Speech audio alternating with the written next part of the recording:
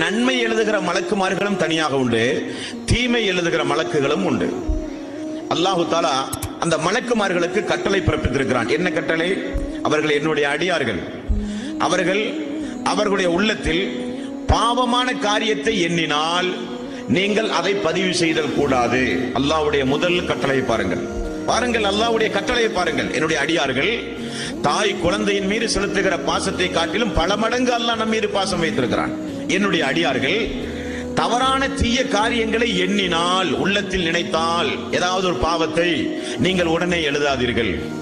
அந்த பாவத்தை அவர்கள் செயல்படுத்தும் வரை அதை நீங்கள் பதிவு செய்யாதீர்கள். நன்மையான விஷயங்களை பதிவு செய்கிற மலக்குக்கு அல்லாஹ் போடுகிற உத்தரவை பாருங்கள்.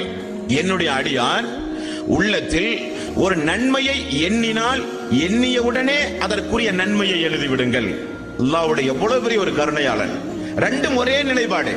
என்னுடைய உள்ளத்தில் ஒரு தீமையை நினைக்கிறேன், ஆனால் என்னுடைய ரப், என்னை படைத்திருக்கிற என்னுடைய ரப், என்னை எப்படியும் மறுமை நாளில் சொர்க்கத்திற்கு அழைத்து செல்வதை லட்சியமாக கொண்டிருக்கிற என்னுடைய ரப் வானவர்களுக்கு போடுகிற கட்டளை, அவருடைய தீமையை பதிவு செய்யாதீர்கள்.